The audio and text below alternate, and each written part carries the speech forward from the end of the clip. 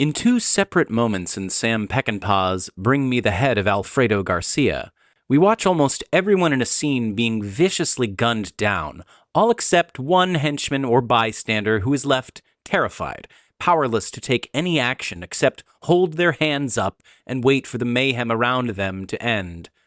That this extremely specific moment is so pointedly repeated in the film not only helps to amp up the absurdity of the scenario, it also serves as a subtle nod to the unusual nature of the film's lead character, Benny. Played with hard-bitten reserve by Warren Oates, Benny is a nobody, a piano player in a dive bar who lucks into a grisly bit of information that could change his life forever, if only he can stomach what he needs to do to make it happen. To put it simply, bring the severed head of a guy he vaguely knows, who luckily happens to be already dead, lest Benny actually have to get his hands dirty, to some other guys, drop off the head, and in exchange get 10 grand. Sounds simple enough, I guess. Obviously, complications ensue, but what lends the film a particular fascination is just how in the dark about why he's doing any of this Benny remains for most of the runtime. The audience is aware from the beginning of the unsavory reasons that a fleet of men have been sent out to look for the famed eponymous body part, but Benny is very much not on the need-to-know list. He's nothing more than a farmed-out contractor hired by a couple of lower-middle managers looking to outsource labor to an unsuspecting dupe. Essentially, in any other film, he would be one of the random people gunned down without a second thought. But by the end, it's hard not to feel a sickened admiration for Benny. He has indeed gone above and beyond in the accomplishing of this central task, but his pathetic position in the pecking order of society is shown so clearly in the end that it renders him almost a bystander to his own story. He becomes interchangeable with any henchman throughout the film, easily killable if he gets in your way, but so completely unworthy of serious thought that when all is said and done, whether he lives or dies makes virtually no difference to anyone.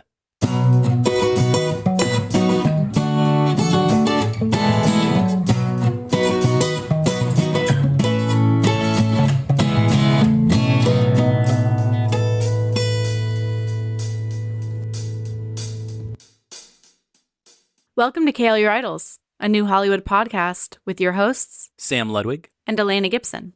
This is the podcast about film. Primarily, we discuss movies, directors, actors, and writers known for their work during the New Hollywood era of studio filmmaking that began in 1967 with Bonnie and Clyde and The Graduate, and pretty much ended in the early 80s with One from the Heart and Heaven's Gate. In this episode, we are diving into the violent world of Sam Peckinpah with his 1974 flick, Bring Me the Head of Alfredo Garcia. So, of course, I gotta ask your thoughts on the title. Yeah, longtime listeners will know this is a topic that comes up a lot. Typically in a movie, if they say the title out loud, it just irks me. It just is annoying and it takes out the magic of the title. I like when titles add extra to the film, additional context, or add a little different interpretation or something like that.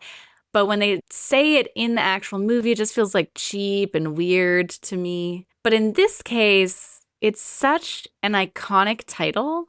I'm betting that most people have heard of the title, even if they have never seen the movie and have no idea what it's about. Yeah, I think this actually might be the most famous movie that is really, really obscure because the title is just so prevalent, or at least was for a while in a lot of pop culture. I'm sure there was a Simpsons reference, like Mr. Burns says it once, I think.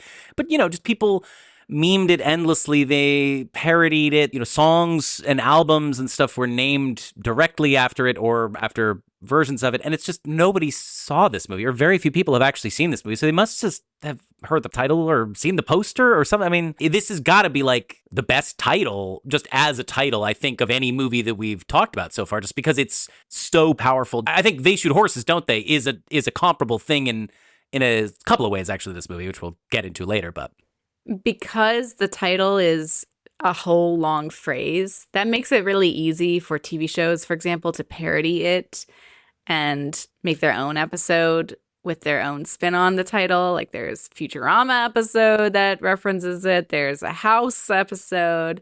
There's, of course, a Gilmore Girls episode because they like to parody titles like that a lot. It's just a really easy parody. People also know Alfredo Garcia. Like, they also know that name, too. It's not just Bring Me the Head of. Like, people remember that they're talking about some guy named Alfredo Garcia, I think.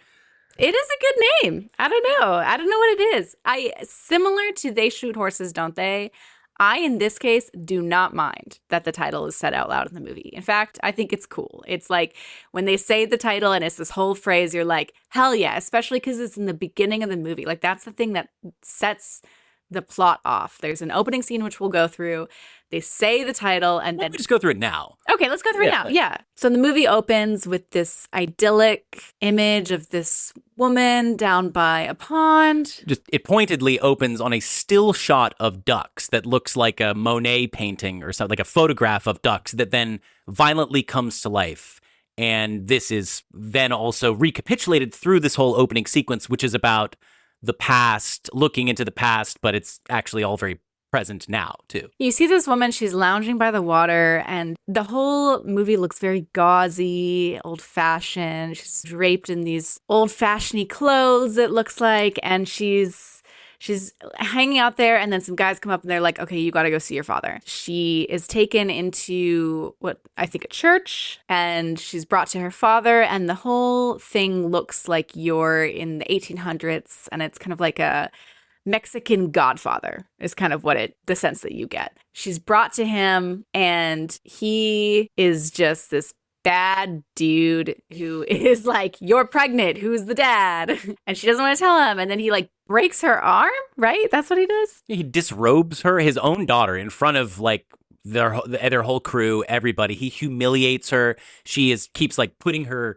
chin up high, like she won't speak to him. It's all very archetypal in a way. There's this sort of defiant daughter and this cruel patriarch. Finally, after he humiliates her and breaks her arm, she says, "It's Alfredo Garcia that got me pregnant." The guy says, "He was like a son to me."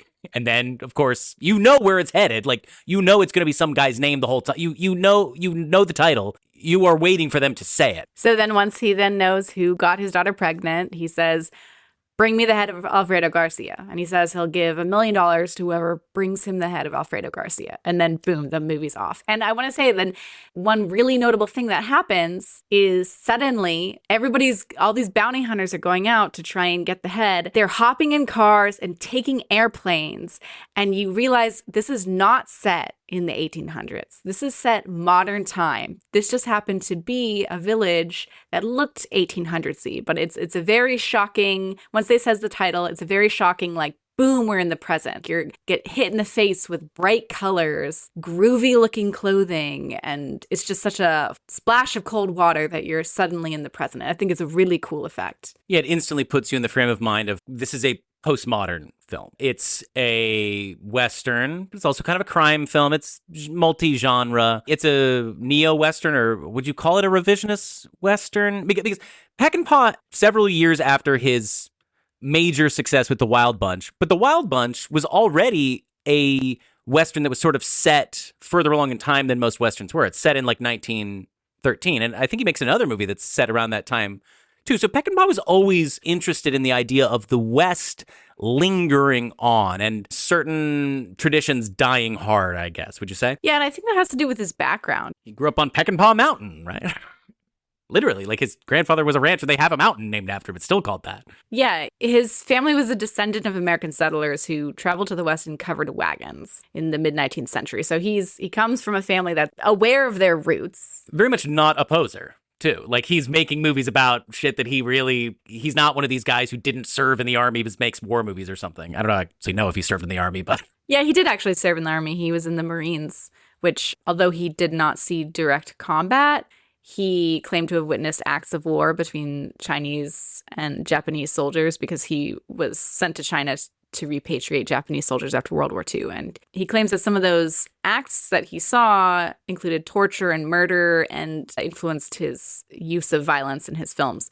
But okay, so he is not a poser, as you mentioned, in terms of the Western identity, because he grew up on his grandfather's ranch and did what was listed in Wikipedia as cowboy activities, which included things like trapping, branding, and shooting, like very violent things that you do as a cowboy. You just know he's castrated a couple of things in his life. Yes.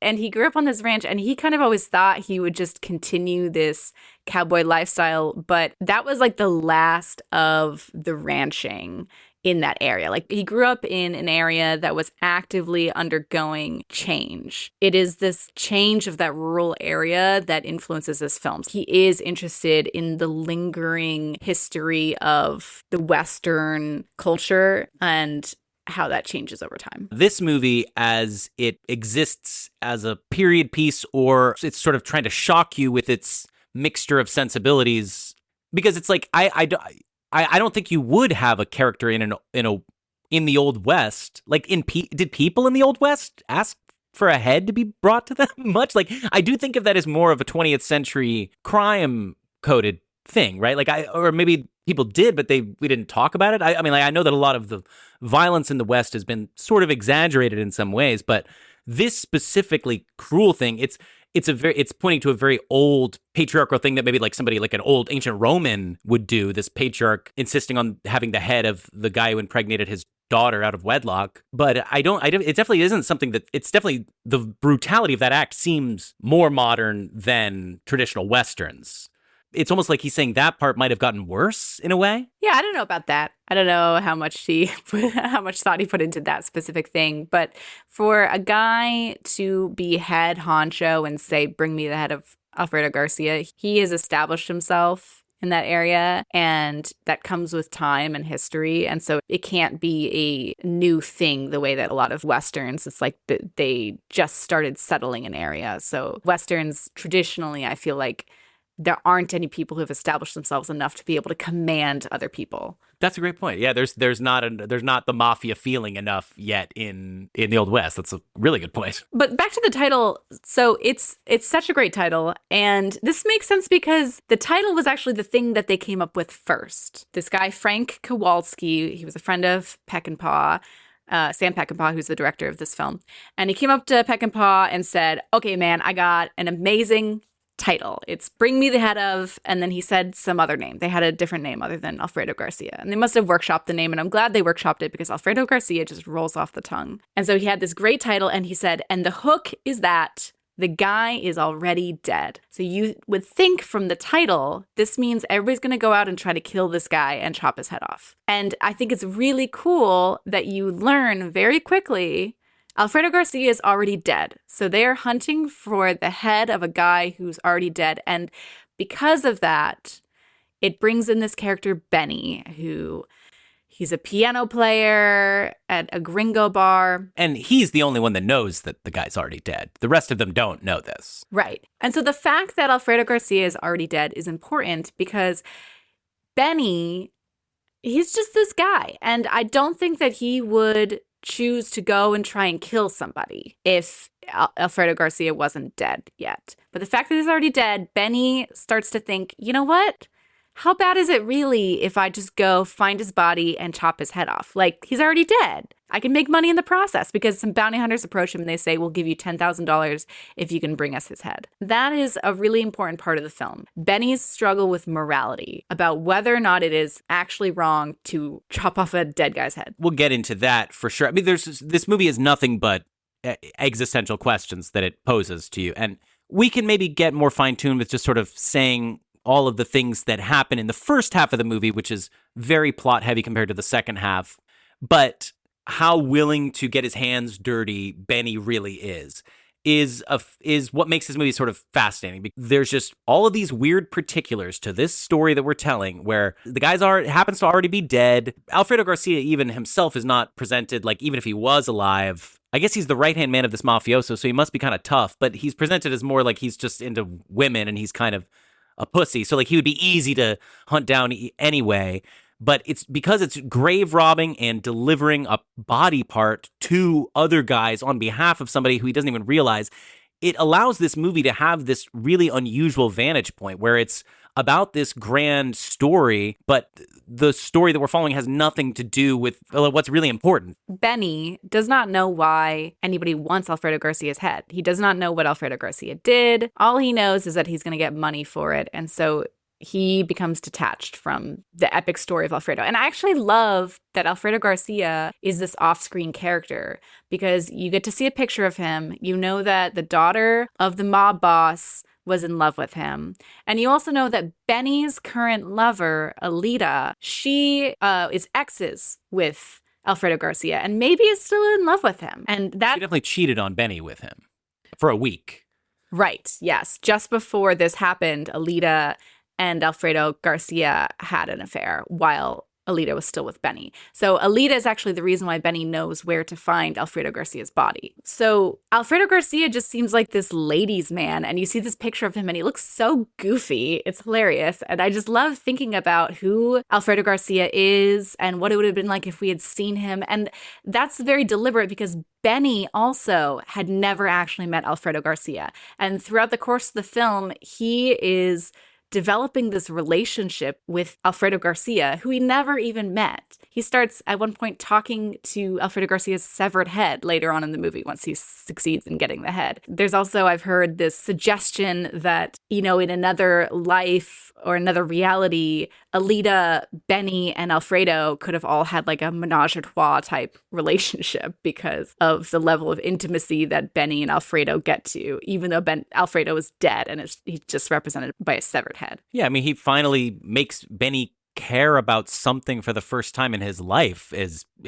Unfortunately, Benny loses everything. His girlfriend is murdered. A bunch of people are murdered, and at the end of it, he finds himself getting $1 million, which he didn't even know he was going to get that much. He only thought that he was just going to get $10,000. But this nature of Alfredo Garcia as a character that you're pointing to, I think is what one of the things that makes this movie one of the classic examples of the notes you don't play, because there's all of these aspects of what's going on at any given time that are serving to occlude an understanding of somebody. Like Benny himself wears sunglasses most of the movie. He's almost expressionless, or he's kind of smiling in a way that you can't really read. There are these other characters, Gig Young, and what's the other guy's name? Robert Webber, who are the two returning actors for this episode, by the way. They were in, Gig Young was in They Shoot Horses, Don't They?, which we'll talk about more, and Robert Webber was in 12 Angry Men. There's a lot about their relationship that is very unclear. They have this whole setup at this hotel where, you know, they've sort of set up a part of this, I don't know, company that has basically been created of 100 men who are all trying to work within the system to bring this head to this mob boss. There's also a lot of insinuation that maybe these two guys are lovers with each other, but you don't really know. And there's all of these little touches where you get a hint of something about Alfredo Garcia. He's this big ladies' man, but look at this picture. He looks really weird. Everything is just a complication and alluding to a past that people have with each other that you'll never be witness to, or truths about somebody that will die with you. And there's there's this real sense of atomization, like the thing of a blind man trying to describe an elephant or something. The world, this system that we're all a part of, we're all these myopic little ants being put on this path to accomplish a task. We don't even know why we did it or what the point. I mean, this movie is very existential, right? Like, I mean, would you say? Like, I would say there's a real existential meaninglessness of life interrogation to this movie, which is similar to They Shoot Horses, Don't They? And it's funny because, like, these are two extremely specific scenarios, like being in a dance marathon in the Great Depression and transporting a severed head across a hot country and going crazy and talking to him. These are two, like, they couldn't be more unique to these two movies, and yet they serve as these weird metaphors for the universality of the meaninglessness of life. Like, yeah, if he's got to transport this severed head, why should I even clock into the office tomorrow, you know? Like, yeah, they are similar in a way, but I actually don't think that the message is about meaninglessness of life, because Benny had a lot of choices along the way. And you are watching Benny descend into being a bad guy. Because when Benny hears about this bounty and realizes that Alfredo Garcia is already dead, he enlists the help of Alita to help him find Alfredo Garcia's body, because Alita knows where his body is buried. And so the movie becomes a road movie where you're watching Benny and Alita go on a cross-country trip through Mexico to go to the grave site of Alfredo Garcia. And along the way, Alita is like, Benny, we don't need the money. This is a terrible thing to do. She doesn't know the full extent of what they're going to do, but she knows that it involves the dead body of her ex. And she's like, all I want in my life is you. Like, that's all I need to be happy. Why do we need the money? And so she is offering the alternative. She's offering meaningfulness. He ignores it and decides he'd rather have the money. And he puts that aside and turns toward the meaninglessness of life. Maybe when I say meaninglessness of life, I'm more thinking, honestly, in both movies, this and They Shoot Horses, Don't They, is kind of the meaninglessness of the rat race or of capitalism. Like, this is all a weird metaphor for kind of being a corporate cog, I think, right? Like, or a person who's like, Benny's like a person who like makes widgets manufacturing bombs, and he doesn't even realize what he's making it for to some degree. He's not literally he's a piano player, but you're saying metaphorically that's what he's doing. As far as he knows, until the turn the movie takes in the middle, he is trying to be a bottom feeder. He is not trying to make serious moves. He just wants to keep his head down and collect a little bit of money on this easy job, a job that would certainly not be very easy for me to do. I don't know. Could you cut off a severed head for... Forget about. He only thinks it's gonna be $10,000 for $1 million. Could you do that for $1 million? I don't know. Like, yeah. On the one hand, I am a biologist. I'm a research biologist, and so we do work with animals. And I have, as a result, decapitated way more animals than the average person. I do this on a weekly basis. And we could have a whole discussion about that. But could I do it to a human? No, absolutely not. I can't.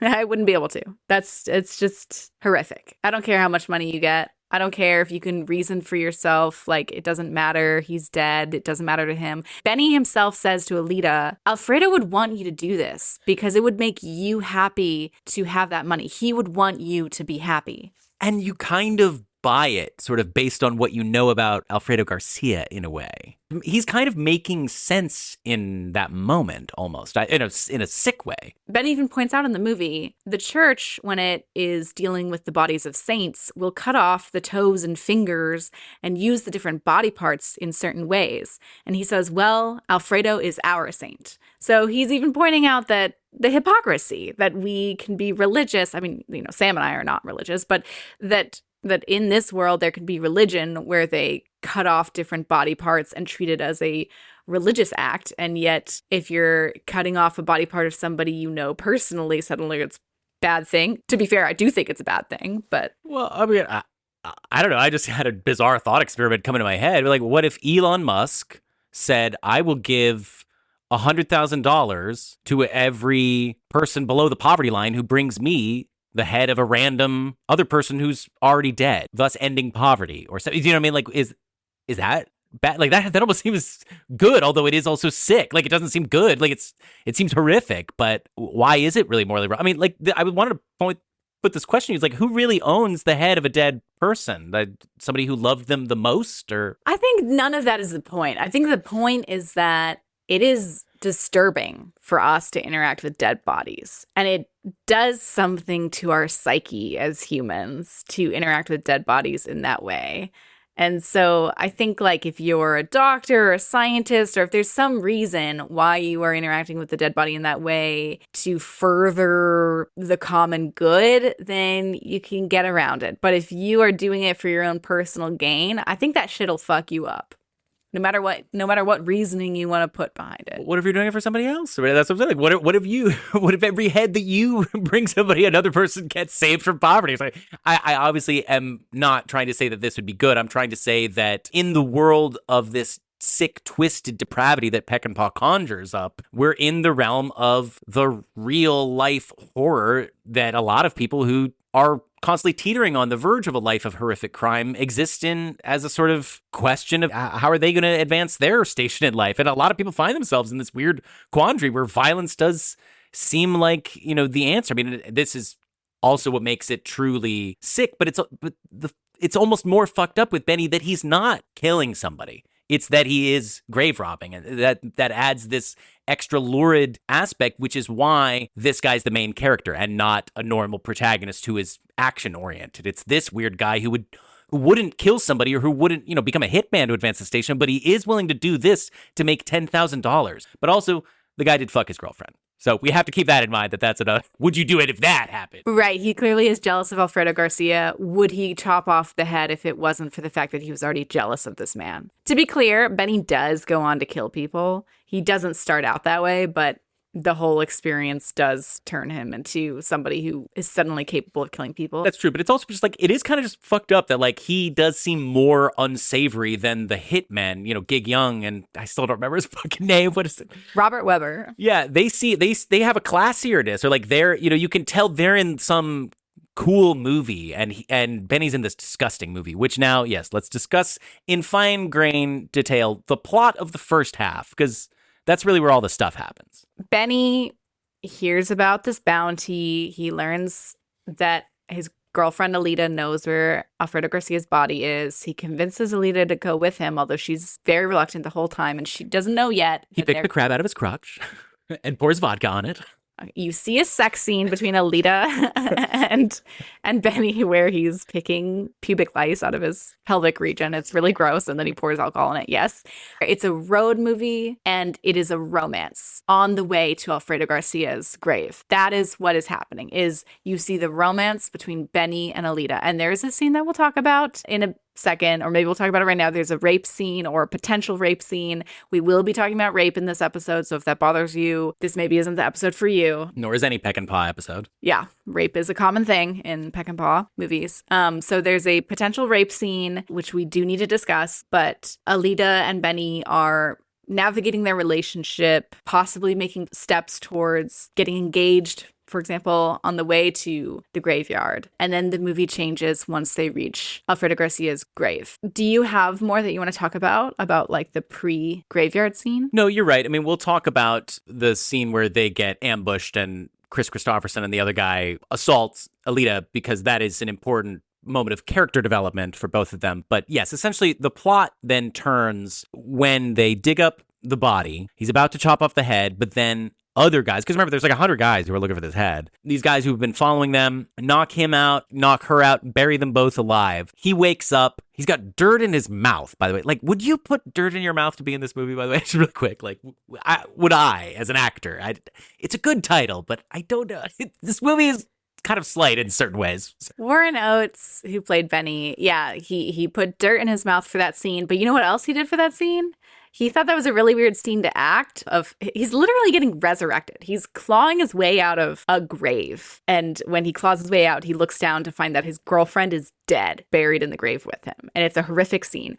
Warren Oates knew it was going to be a horrific scene, and so he decided to take mushrooms while filming the scene. And so that scene, he's on mushrooms for. Holy fuck, I didn't even know that. That's another star for this movie. Like, in my rating, I already liked the movie, but the fact that he was on mushrooms for that scene, that would potentially traumatize you for life.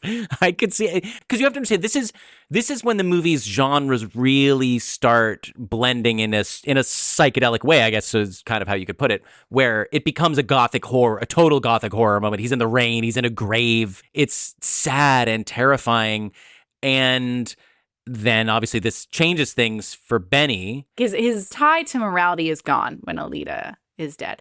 And up until this point, like, I thought the opening of the movie was really good, but then the road trip between Benny and Alita, I found a little meandery, and I wasn't really enjoying that part that much. But then once he wakes up in the grave, I thought the rest of the movie really well paced, way more engaging. And I really liked the second half of the film, where from that point on, he tracks down the guys who took the head. He steals the head from them, kills those guys. Then the family of Alfredo Garcia chases after Benny because they want the head back. But they get killed by Gig Young and what's his name? Robert Webber.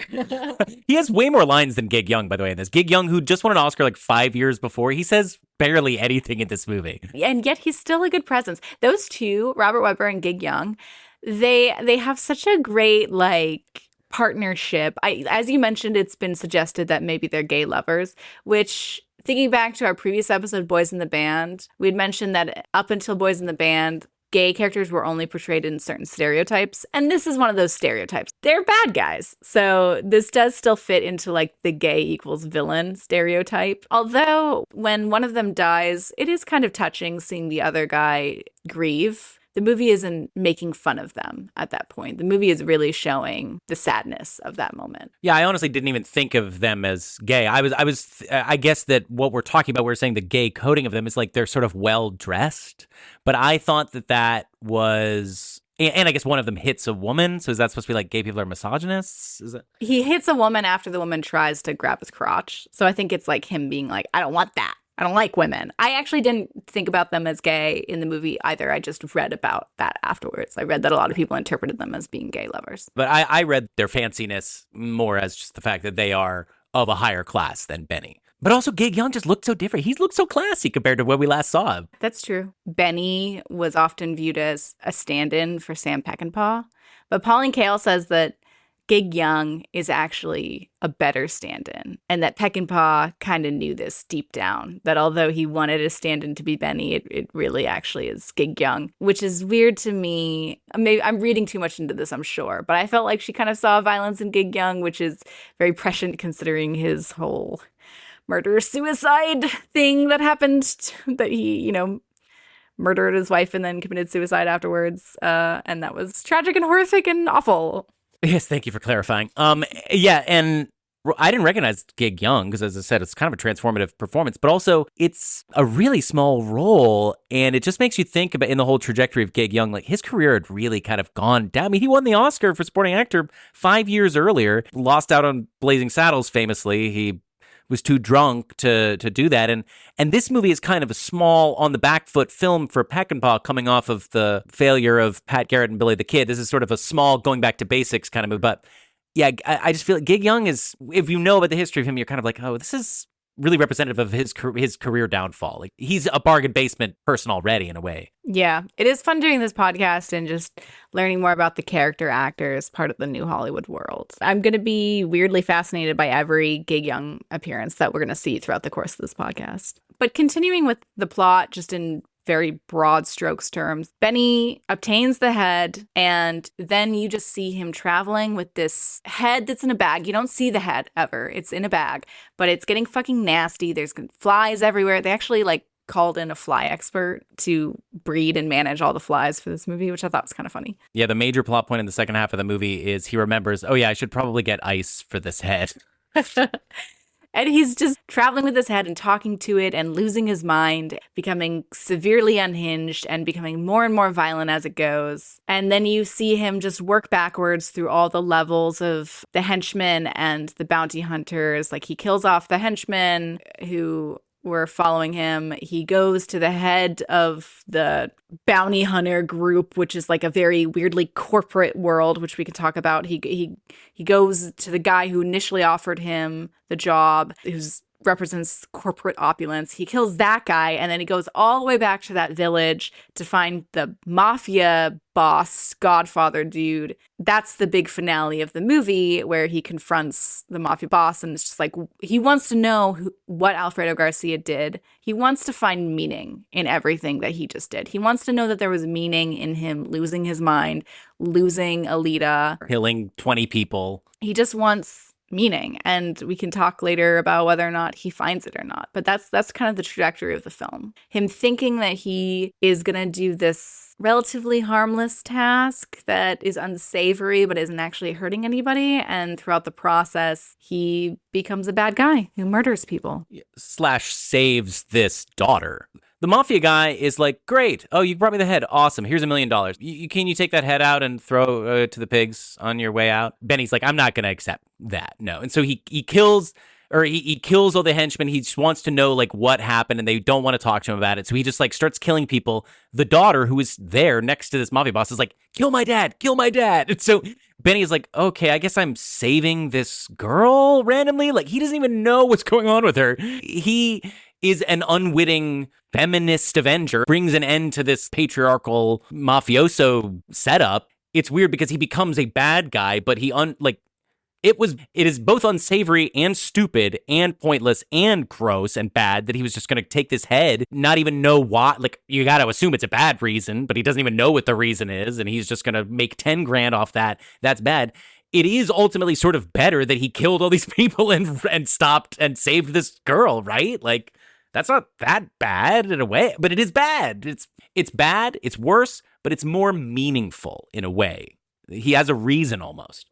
It's significant that he no longer is motivated by the money. He does not accept the $10,000 from the corporate dude. He kills the guy instead. He does not accept the $1 million from the mafia boss. He kills that guy instead too. He doesn't accept any money. He rejects that, kills off all these people who are complicit in this act. It doesn't make him a good guy, but it does make you cheer for him a little bit. But not just because he's doing a good thing, because he's taking action in a way. Like, he is making himself an actual part of the narrative rather than willingly being a person standing on the sidelines just trying to scrape up some small reward for the lamest thing you could do, you know?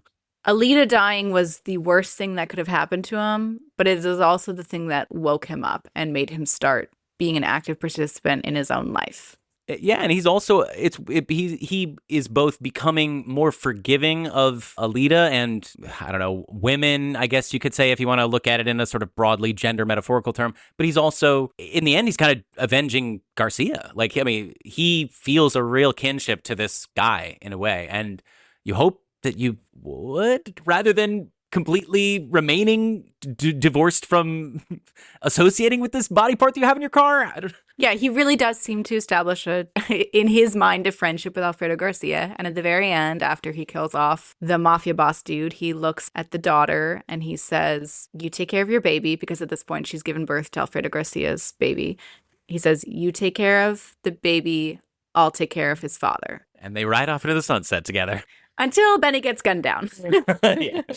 The ending was originally supposed to be that Benny does survive in the end, but they changed it last minute. And apparently, when Peckinpah decided to change that ending, he didn't want to shoot it himself. Maybe he was too drunk, because Peckinpah dealt with serious substance abuse issues, and there were frequently times where he would have other people just shoot the scenes for him because he was too drunk or, high or whatever. But yeah, apparently for the ending scene, he had the co-screenwriter Gordon Dawson shoot the final scenes while Peckinpah went off with a woman he had recently met. So I think that's interesting because that final scene has a lot of the Peckinpah touches in the editing of like slow-mo action and whatnot. But I guess that happens post-production. Yeah, and the real question is who shot that sick-ass shot of the gun pointing right at you, which is the actual ending, and also obviously wouldn't have played as well if Benny had lived, I suppose. It is fun that the ending shot is a gun pointing right at you. It's very flashy, but fun. It gives the movie a nice, fun ending, considering how bleak the rest of the ending is.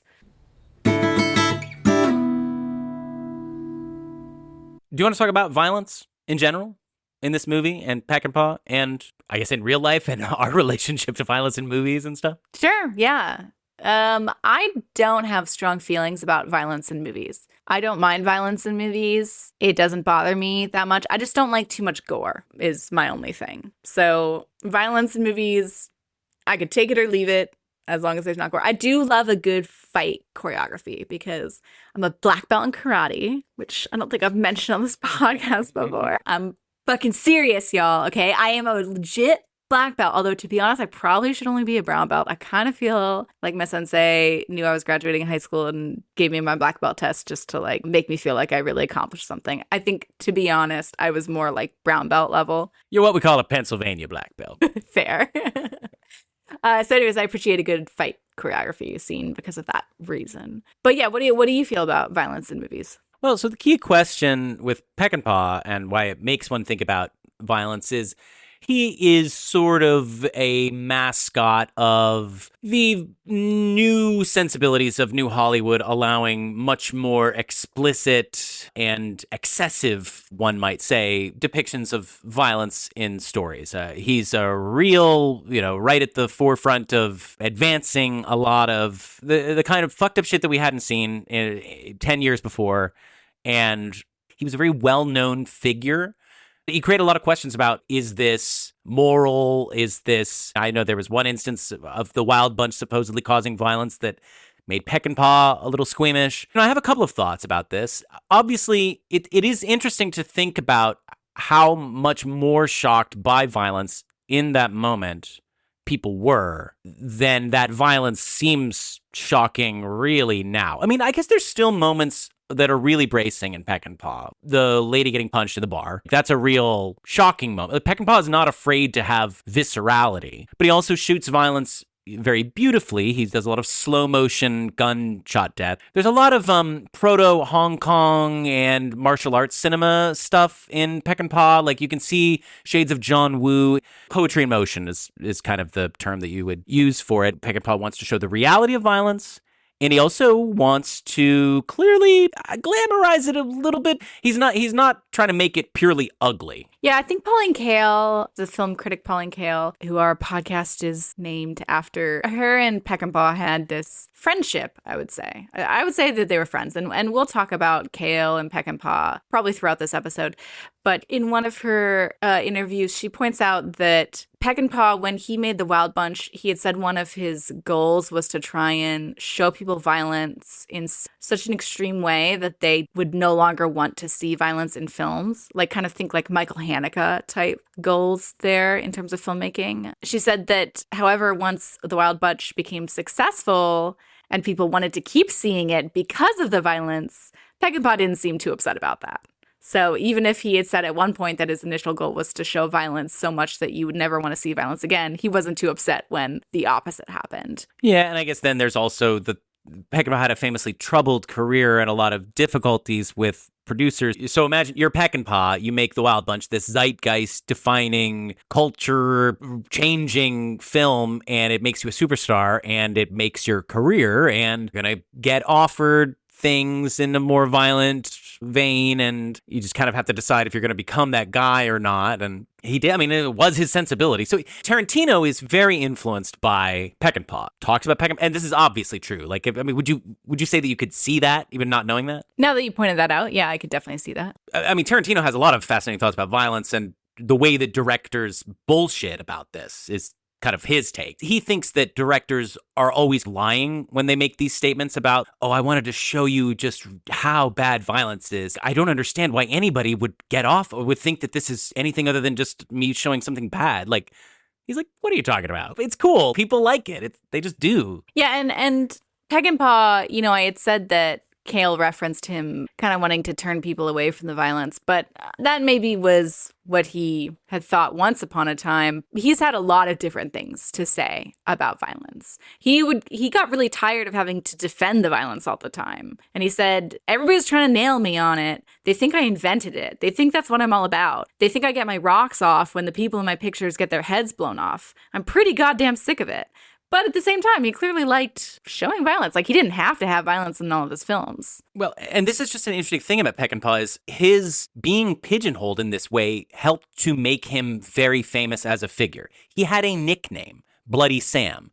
Directors don't usually have well-known nicknames that the public are aware of. That's a thing that presidents and rock stars have, maybe. Like, name another person in cinema history who has a nickname. I can name one, the Prince of Darkness, Gordon Willis. Like, I don't know if any other people have nicknames like that. He was so defined by this characteristic. And also then this makes him this kind of rock star figure. So he has a lot of these interviews that are very similar to sort of how like journalists in the mid 60s would interview the Beatles or Bob Dylan or the Rolling Stones, where it's just this sort of like, what do you think you're doing, sir? And he's just getting asked the same question over and over and over again. And, you know. Yeah, I mean, it's hard making movies. And if you make a movie and your film does really well, I'm not going to begrudge a person for leaning into that. Again, like violence in movies really doesn't bother me, to be honest. And Peckinpah, he has this interview in Playboy in 1972, which I highly recommend. So Bring Me the Head of Garcia was made in 1974, so this article happened 2 years before it, but it's a really interesting article. It really paints a picture of Peckinpah in a lot of different ways. But one thing he said is that you can't make violence real to audiences today without rubbing their noses in it.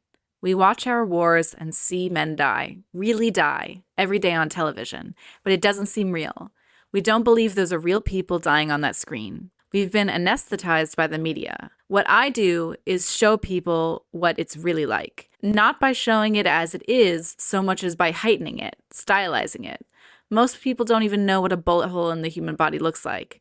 I want them to see what it looks like. The only way I can do that is by not letting them gloss over the looks of it, as if it were the 7 o'clock news from the DMZ. When people complain about the way I handle violence, what they're really saying is, please don't show me. I don't want to know, and get me another beer out of the icebox. So I really think that brings up the important point of the Vietnam War going on around that time and the violence that was shown in the media. And if people are complaining about violence in movies at the same time that there is violence on the news, how do you make sense of that? A lot of trends converging here with mass media, 24-hour news cycle occurring at the same time as the Vietnam War, and then also New Hollywood happening simultaneously. So it is also the convergence of several different things. You could maybe just say like the culture is just changing simultaneously with all of these things are causing each other. Or I certainly don't think that movies are causing the Vietnam War, but that there is this sort of mind-blowing awareness. It's also post-industrialization of war. It's a 20th century thing. And also just responding to what you said about Tarantino viewing it as maybe all of that's bullshit excuses. Maybe those directors just like the violence. Like there is a part in Alfredo Garcia where Benny has killed somebody and then he shoots the body multiple times again after that, after the body is already killed. And he's talking out loud to himself or to the severed head, who knows? And he says, why? Because it feels so goddamn good. And given that Benny is a stand-in for Peckinpah, could be Peckinpah just saying, why do I engage in this violence in the movies? Because I like it. I don't think he really knows why he does it. Peckinpah is a serious auteurist. His movies are all very personal, especially this one. This is kind of the most personal film in many ways that we can get into, but you're sort of given this freedom to depict this stuff. Are you the kind of person who is going to go there or not? And Peckinpah is a born director. He is one of these people who he's sort of the ultimate auteurist version of what would have been an old-fashioned studio guy, a modern master of a genre like the Western or crime and war. These genres, which weirdly, as I was thinking about this, they have people who are particularly well suited to them in a way that sci-fi doesn't really have that same thing. Like, are there really the great sci-fi directors of all time? It's usually like people made a great sci-fi movie. They created one good sci-fi thing, but I think there's something about the sensibilities that the Western and crime, these dark genres tap into. Some people seem to have this particular cinematic sense where they can go back to this milieu. It's all these tropes that are the same, just mixed up again, and yet they present them in an honest way because they have them inside. Peckinpah clearly had this inside him. He was literally fucking, California rancher. But different directors have different reasons for showing violence. They all have a rationale. Whether the rationale matches up with the honest to God deep down reason, who can say? But I'm interested in gauging what our personal relationships with different directors' violence is. Like, okay, for example, what do you think about like David Cronenberg's use of violence? I don't notice the violence. I just notice the body horror. Violence is something that... Can we define violence? Okay, go ahead.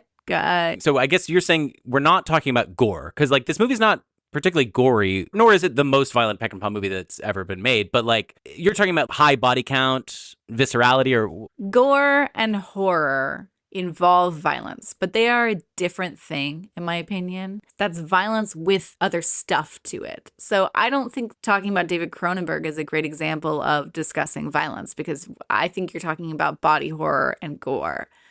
I mean, History of Violence and Eastern Promises. Oh, sure. I love Eastern Promises because I think, what's that actor's name? Viggo Mortensen. I think it's fucking hot. When he's in that sauna and stuff, and he's all naked and he like gets in that fight, like that's fucking hot. I don't know. I just like, if there's too much blood or too much gore, if it's too scary, that's too much for me. But otherwise, I don't notice it unless it's a boring action scene. I don't like a scene that's boring. So I don't like too much violence if it's not well choreographed and isn't interesting to look at. But I really just, it doesn't register too much one way or the other for me about violence. Does like a lot of gunplay bother you, like The Matrix or John Wick, like, over like huge body count, stuff like that? No, I've already told you the answer is no. It doesn't, unless it's too gross or if it's boring. Like, honestly, in those movies, I get bored by all of the shooting up scenes. Do you get bored in Peckinpah? I mean, there's a point where there's so much shooting, like the end scene with all the shooting. I kind of zone out during it. Like, you have to keep that shit interesting. I mean, this movie is also not the greatest movie in the world. Like, no spoilers for the end, but this is nobody's favorite Peckinpah movie. But yeah, I guess what I'm just trying to get at is like Hanukkah, Funny Games, as you said. I recently rewatched Funny Games, and that movie's pretty shocking. I feel like that was maybe the last movie that I saw other than maybe like I Saw the Devil, that actually shocked me. Obviously, people were so shocked at the time by Peckinpah and other people like him. What could shock you now? Like what was like hardcore sex in a movie or more violence? I think when people want to shock, which they do still want to do in movies, they go towards horror. And so I think that that's where the shock value comes from. I'm thinking like Terrifier, In a Violent Nature, or movies like that. Because Titan sort of upset me.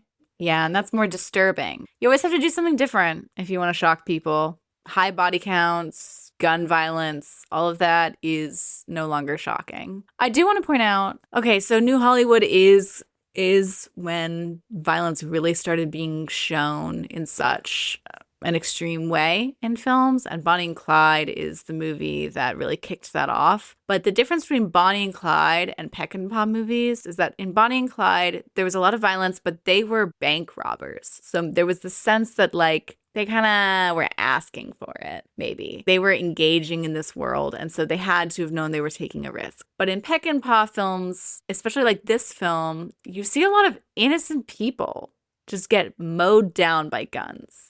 And that's a whole other level of violence. But in addition to the fact that you're seeing like innocent people getting killed, there's also the fact that Roger Ebert, who really loves this film, actually, and I think that's pretty cool. Like, I usually think his taste is lame, but the fact that he loves this movie, he calls it a bizarre masterpiece. I think that really kind of bumped him up a little bit, in my personal opinion. But he points out that unlike other Westerns, the characters in Alfredo Garcia aren't really looking for violence. Like, Benny is not seeking out violence when he goes on this huge journey. He ends up becoming violent, but it wasn't something he was seeking out, which is different than a typical Western. This film stars Warren Oates, who's an actor. When I first watched this movie, I feel like I recognize him, but I don't even know if I do. Benny is sort of the quintessential New Hollywood leading character, right? Wearing sunglasses, and he just makes such a weird impression on you, even though he's this anti-charismatic non-presence. Because it's just like, wait, this guy's the main character? Yeah, he's not particularly handsome. He's not particularly young. He's not a hero. He's not super charismatic. You're right. The non-traditional leading man that is typical for the New Hollywood era. It was weird when I watched this. I'd never heard the name Warren Oates before, and I assumed I had never seen him in anything before. But that's not the case. Like, he was in a fuck ton of stuff. Probably most notable, I guess, for playing Officer Sam Wood in The Heat of the Night. He was also in a lot of 70s cult films like Two-Lane Blacktop, The Hired Hand, Race with the Devil. He was in Badlands, actually. He's just in a lot of stuff and worked with a lot of New Hollywood directors. Like, he was in films by Norman Jewison, Terrence Malick, John Milius, Peter Fonda, Philip Kaufman. Like, that's a lot of New Hollywood figures. Just one of those examples of a character actor who I never noticed before, and I'm glad that getting a spotlight on him. And I think he's good in this. I think it's a fantastic performance. There's a lot of talk about the idea of a character actor in a leading man's body. He is sort of the inverse. He's sort of a leading man in a character actor's body. But this is also just such a weird, unlikely protagonist. He's so anti-charismatic. It's almost as if he's trying to shake the movie off the entire time. This is like a character role in the position of being the lead. Pauline Kael, in her review, thought that Warren Oates is good in character roles, but she thought he was colorless in this central role. I mean, she didn't really like this movie that much. She said, Oates is a man who's used to not being noticed, and his body shows it. When he tried to be a star by taking over Peckinpah's glasses and mustache and manner, because he literally wore Sam Peckinpah's glasses and he dressed like Peckinpah. She said when he was doing that, he was imitating the outside of a dangerous person, but the inside was still meek. I don't know if I agree with that, but if I do agree with it, I think that works well for the movie. Like, I think he is supposed to be a little colorless, but he's not boring, in my opinion. Roger Ebert in his review said that Warren Oates and then Isela Vega, who played Alita, he said their performances are so tired and sweet and utterly without movie actor affect in this film. They seem worn out and hopeless. These are holy performances. The thing that Pauline Kael talks about where, you know, he's got this outward, I'm a bad guy persona, but inside there's pathetic nothingness, or I don't know what she said, but that's like Peckinpah. Like what she said about Peckinpah was he was the ultimate hard luck, passive aggressive. Peckinpah's whole raison d'etre is to interrogate masculine ineffectuality. These male characters who are often slick outsiders who are not cool. They are true losers who get stepped on. Sometimes it's like he's saying that what's missing in them is a sort of a violent impulse that they're ignoring, or just, I don't know, but it is really a masculine thing, I guess, at least in Peckinpah's eyes. Would you agree? This is a treatise on masculinity to some degree. That's definitely something that Peckinpah thinks a lot about, but I would say it might not even be making such a big statement. It might also just be a personal movie. I became really fascinated with Sam Peckinpah as I was researching this film because I didn't know anything about him prior to this. I'd seen The Wild Bunch, but this is only my second Peckinpah film that I've seen. Yeah, reading about him, he just seems like this assholey macho director who's obsessed with violence, and some of the things he says about women are not the greatest in terms of the language he uses, not necessarily the ideas that he's actually saying, but the language he uses. And he's the type who you'd assume everybody would hate working with. And he did rub people the wrong way plenty. But the main thing is that his substance abuse was the reason people didn't want to work with him. And it just seems like most people who interacted with him, they weren't pissed off at him. They didn't think he was an asshole. Mainly, they were just worried about him. And that's just such a fascinating combination of things, of somebody who has such a rough exterior and who seems so macho, and yet everybody's worried about you. It's just a really weird combo. Totally. I mean, but he was also, I do think, very directly combative with producers.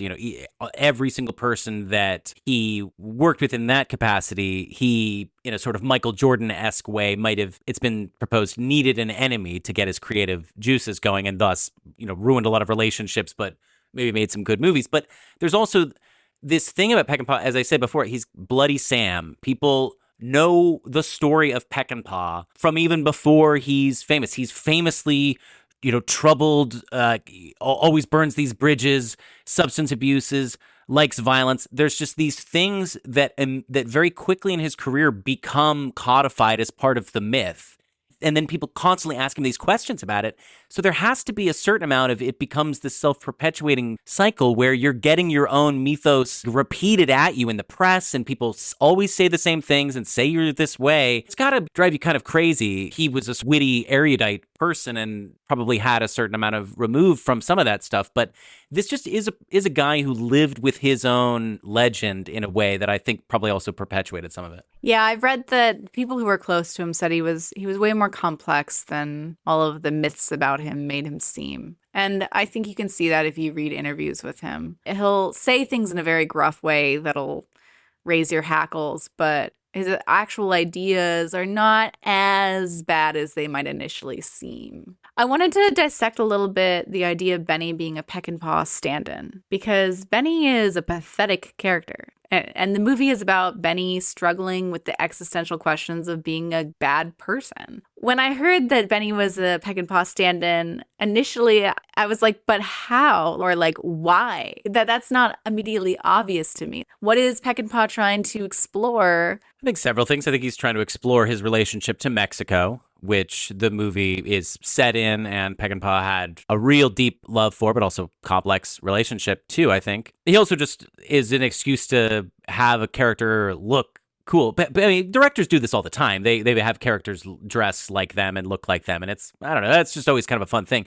But I think the main thing is there is a line that you could draw to Peckinpah transgressing in film in this bloodless way, but it's also dark and disturbing to people. In the same way that Benny is willing to ghoulishly rob a grave rather than actually get his hands dirty and kill somebody or do something bad at first. I think that there's a certain amount of some equivalent of movie making to grave robbing here. Yeah, but then what does it mean that Benny robs the grave and at first it seems like a bloodless type of act because the body's already dead, but then in the process becomes the type of person who will kill other people? Like, what does that say about Peckinpah? And is Peckinpah trying to say something about himself, or is that just, am I reading too much into it? I don't know, but he really wrestled with the fact that in The Wild Bunch, he was trying to make the movie, I guess, to end all film violence. If that's really like a thought that he had to himself, he's like, I'm going to do it. I'm finally going to end all film violence. But I have to say, it just doesn't seem like a Peckinpah thought. Like, I know that Kael mentioned that, but like, it just doesn't seem like something Peckinpah would have ever said, to be honest.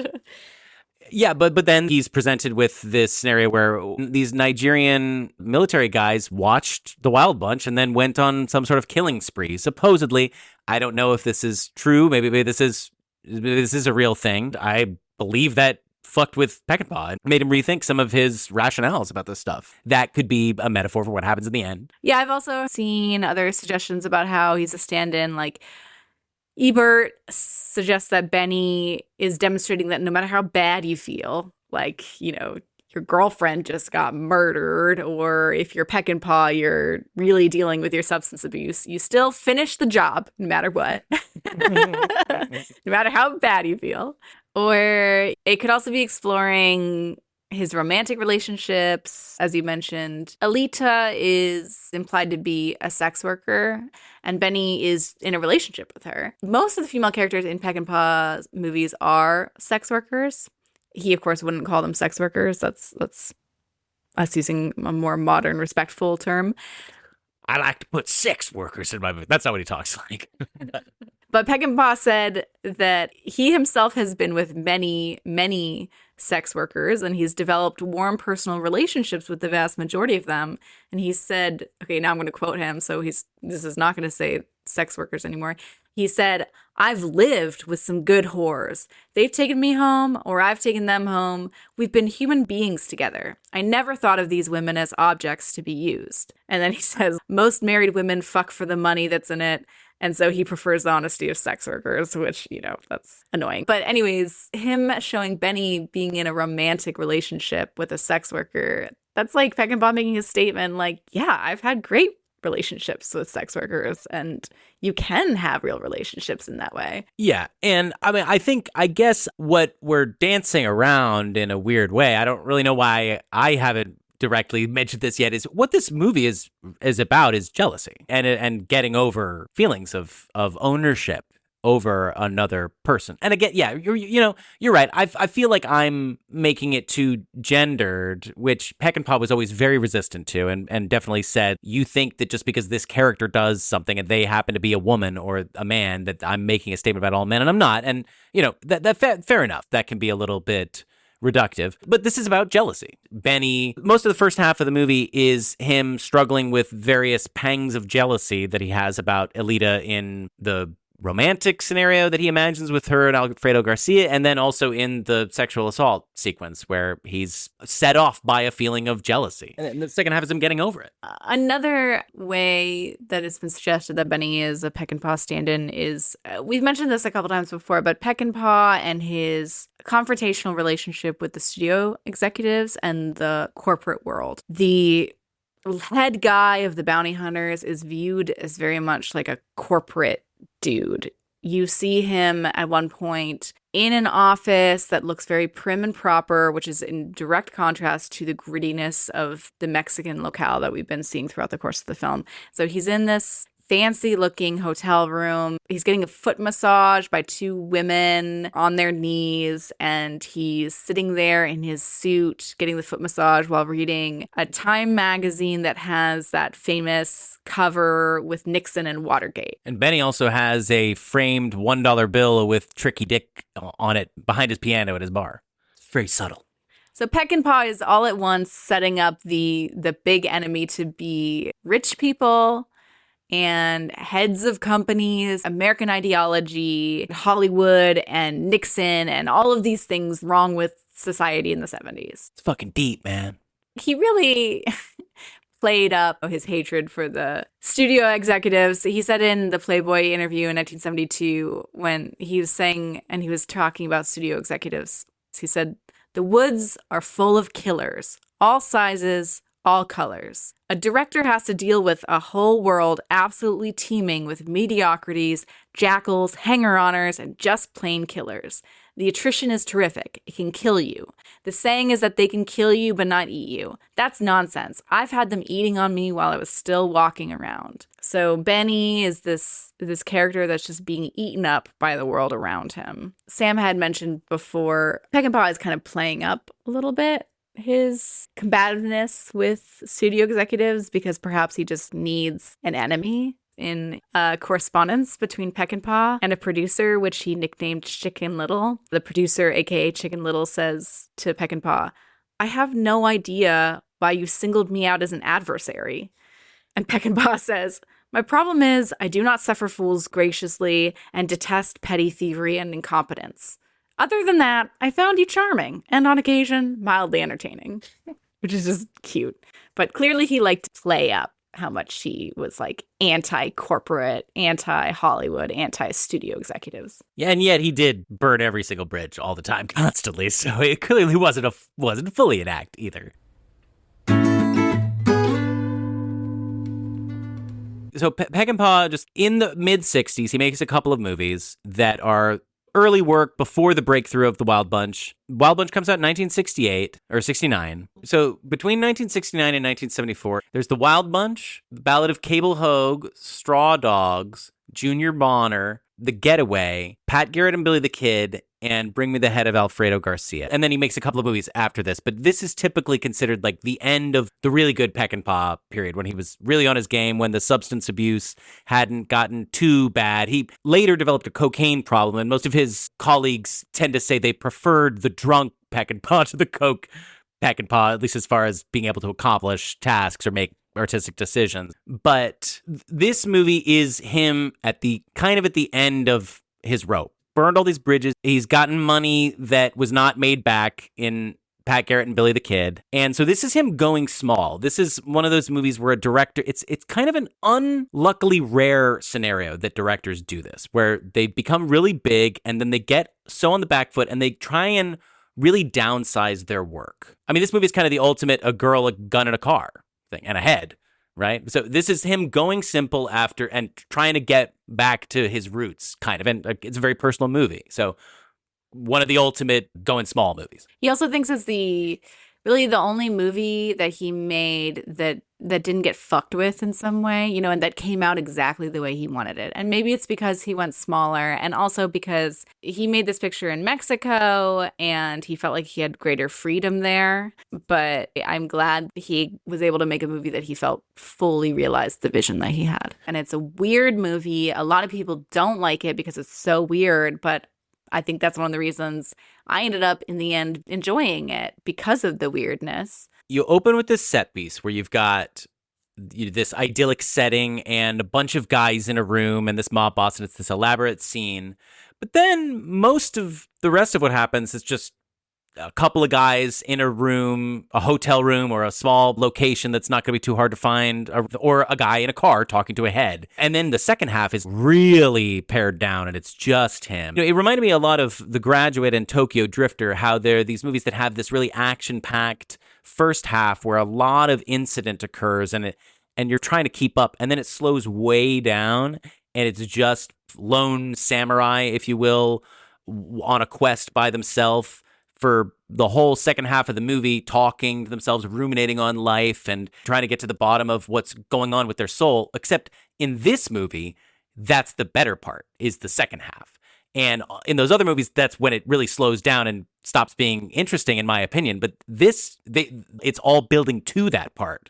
So I think that's kind of cool about this movie, that it pulls that off. Yeah, I do always appreciate when a movie has a good ending and a good third act. Especially when it's just a meditative. It's like, you know, these movies like Dead Man or even Human Condition, these movies that end with a long sequence of a person trudging off into the desert talking to themselves. And it was partly an economical decision, clearly, here. And yet they get so much out of it. Like, it's a really rich guy muttering to himself piece. But you know, another thing that I think helps a lot, even though it's a guy alone muttering to himself, he is still going on a road trip. And he is still going through Mexico.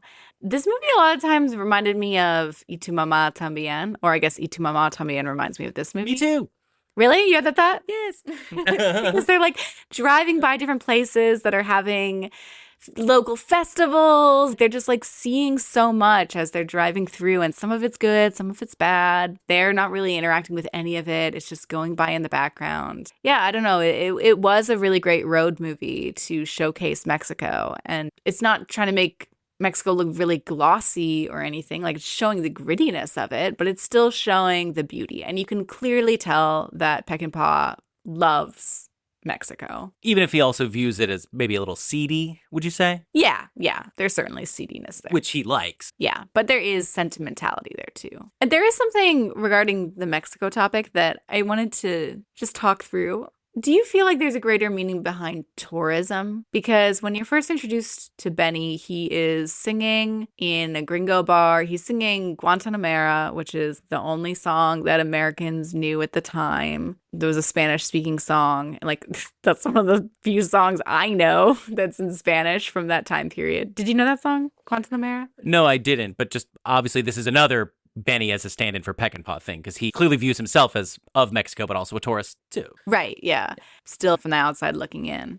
I wanted to point out those tourists in that bar in the beginning, they get loaded up onto a bus, a blue bus. You see that bus multiple times throughout the movie. I don't know if you noticed that, Sam, but it's actually, that bus is part of one of the car accident scenes, actually, that happens when two of the bounty hunters run off the road. Like, that bus shows up multiple times. Yeah, I didn't pick up on that at all. That's another one of those small nods to a whole world that exists that you're never even going to fully get. That's fascinating. Peckinpah made this film in Mexico, and the crew he used was almost entirely Mexican. The DP was Alex Phillips Jr., who was a big cameraman in Mexico at the time. His father was like a legend of Mexican cinema. And I think we should definitely talk about two actors. We should talk about Isela Vega, who played Alita, and then let's also talk about Emilio Fernandez, who played the mob boss, or the mafia boss. What else do I know him from? He looked really familiar. Okay, so Emilio Fernandez, some people consider him to be the most interesting man in the world. His nickname is El Indio, like the Indian, because his mother was indigenous, so he has indigenous features. And he's like a very prolific Mexican actor, director, and screenwriter. Like, he directed 43 films. He was a screenwriter in 40 films.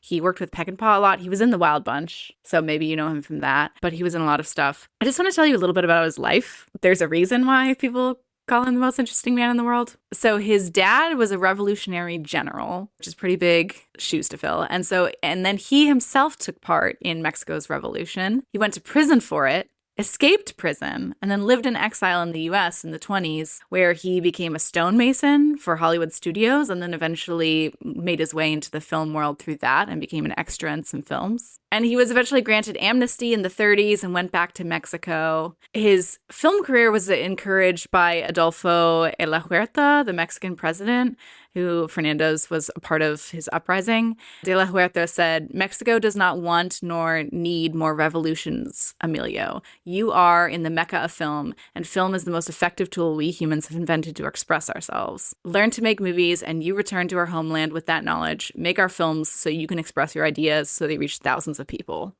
And accidentally make people more violent because you're in Peckinpah movies. Yeah. So he had these like noble intentions of like becoming this filmmaker. And, you know, he went on to, like I said, he was like really prolific. He's a key figure in the golden age of Mexican cinema. Some other things about him, though, he's rumored to be the model for the Oscar statue, like the statue they give at the Oscars. Oh, I can see that now. Yeah. But he's also not a good guy. So he often plays very interesting. He often plays bad guys in these movies. And Gordon Dawson, who was one of the screenwriters, it was like Gordon Dawson and Sam Peckinpah who wrote the script for Bring Me the Head of Alfredo Garcia. Dawson said Emilio Fernandez absolutely plays himself every time he's ever seen him. And he said, "That is an evil mother. He's dead, right? Because he is an evil motherfucker." Just a couple Not so great things about him. He married a 16-year-old girl when he was in his 40s, so that's just gross. And people said he used to travel around with like a harem of like 50 girls. And his daughter said he was of the mindset that like men could do whatever they want, but women had to stay pure. And she had a story about him shooting a pregnant dog and calling the dog a whore. So like he just like didn't even like the idea of a dog getting pregnant. What if this guy was like actually worse than this character in real life?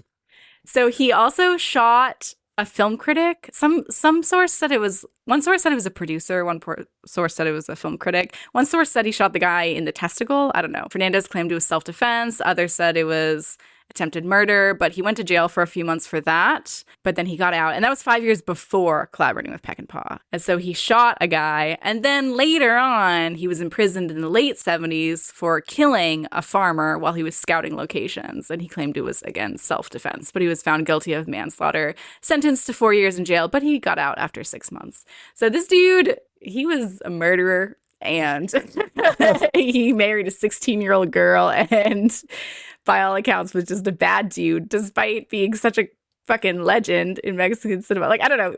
I can see why people say he's the most interesting man in the world. No, by the end of there, interesting was not the word that I was going to use. Interesting doesn't have to mean good. So when in the Dos Equis commercials, which I guess, is that based on him? Are we to assume that that guy also has those characteristics too? I don't know.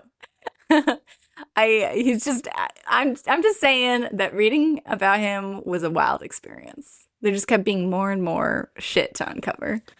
Yeah, I don't know if I think you need to be working with a guy like that. I don't know. Am I being judgmental? Yeah, no, like I think that they shouldn't have given him so many. Like he, despite literally being convicted of murdering another guy, he kept working up until when he died. People kept giving him jobs. Wait, did it help him? Was it this thing where when they write this character, they're like, oh man, well, there's only one guy who could play this. I know. You know, did that help him? It certainly didn't hurt. Back then, there was clearly more of a premium on a kind of authenticity in violent characters in action films. I bet Peckinpah liked the fact that he was the real deal. Right. Which is fucked up. Right. Yes. To be clear, I do think this guy is a bad dude. I don't want to make it sound like I think he's cool, okay? I know I said it was interesting reading about him. That doesn't mean I think he's, like, a good guy. This is a good time to bring in the question of, again, I'm not trying to say that Peckinpah is saying stuff about the nature of genders, but, like, feminism, like, how sexist or feminist is this movie? Like on a scale of 1 to 10? What do you know? Yeah, this is a complicated question.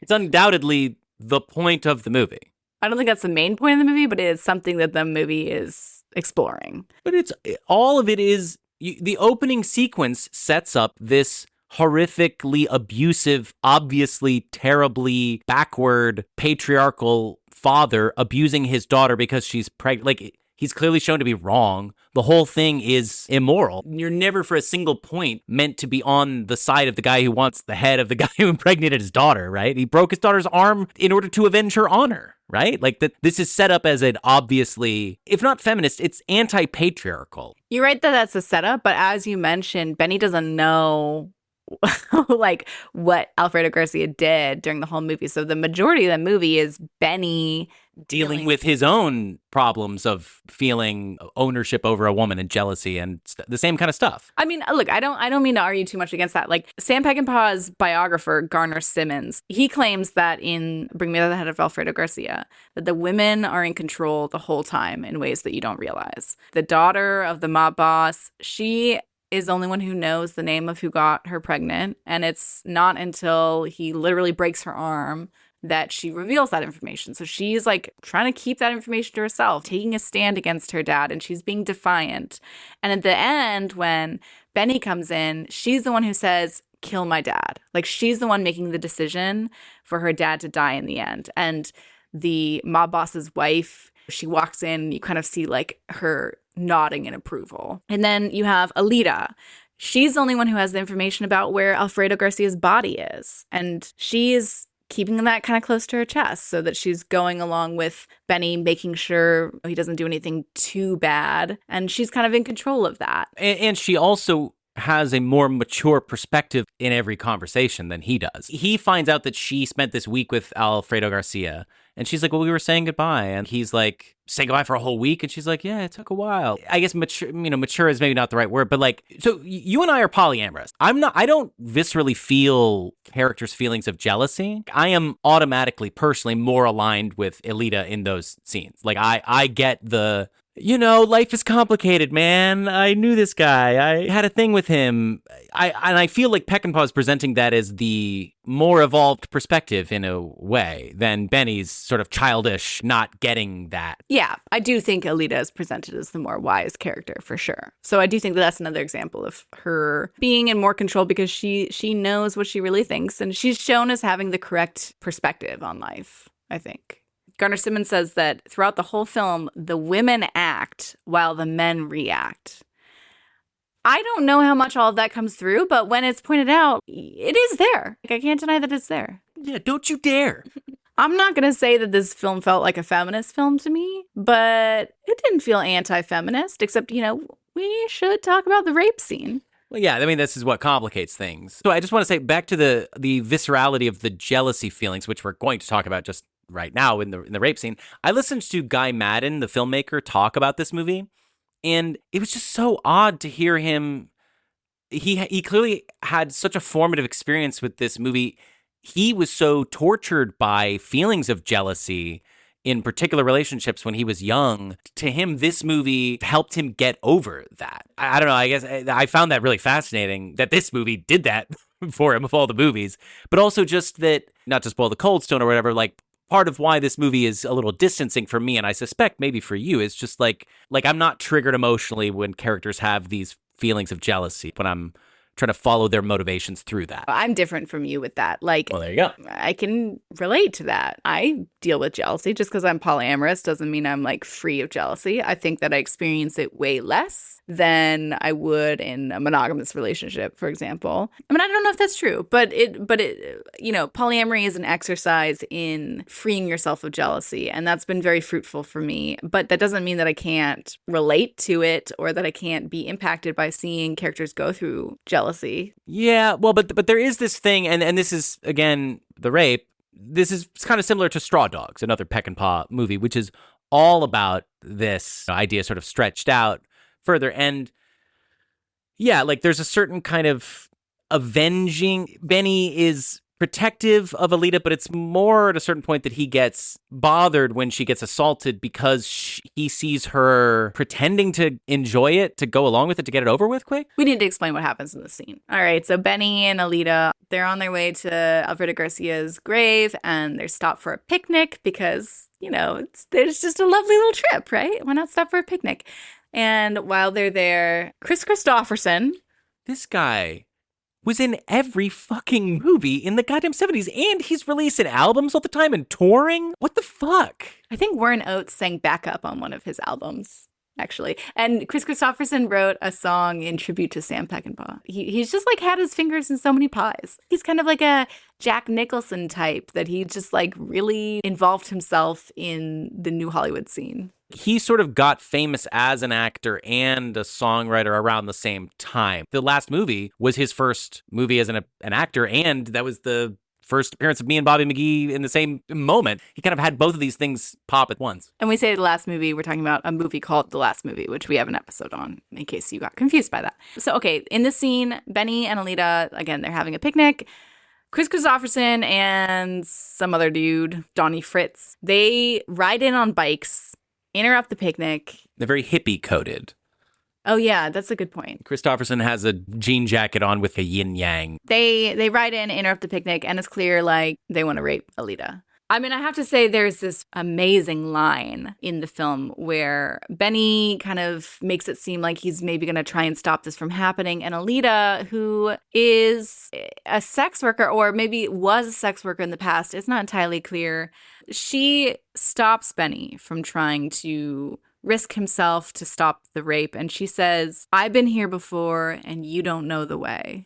And I just think that's like a really poetic line.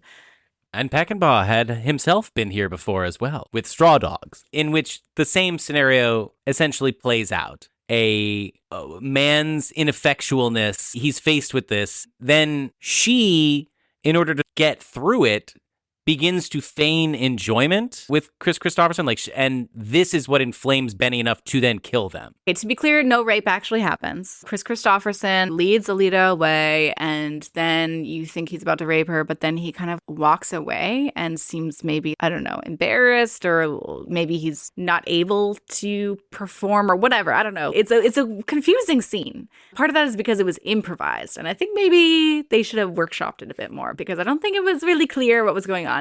And then Alita, Chris Christopherson's walking away. It seems like maybe he's not going to rape her. And then she goes to him and starts initiating. And you're just not clear what's going on. Like, you could interpret it as, oh, she actually is into him and she likes it, which is like, fucked up messaging, and he's gotten a lot of shit for that. And that is something that he showed in Straw Dogs before, as of a female character suddenly liking getting raped. And much more clearly in that movie. And this is a muddier picture. It is a variation on a theme. Yeah. Peckinpah's biographer's reading of it is that it's not that she enjoys it, it's just that she knows that Chris Christopherson is going to become violent if he's not able to perform. And so she's just trying to get it over with and try to minimize his emotional reaction to the situation, take the lead to protect herself, and that she's saving herself in that moment, and that it's upending that scene and turning it on its head.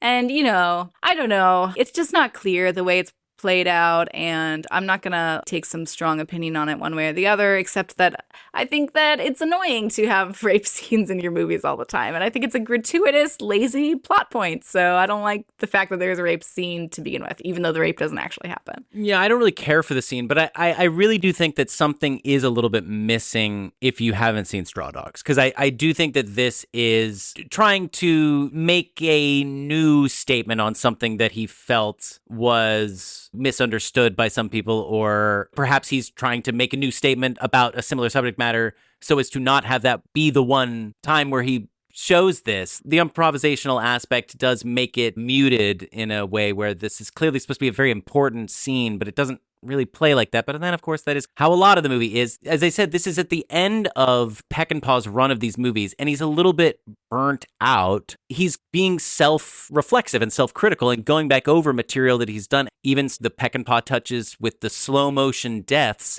they almost have a perfunctory quality in a way. They'll sort of have like a quick little slow-motion death, or a couple of quick little slow-motion deaths, because you got to get through those. This is a Peckinpah movie.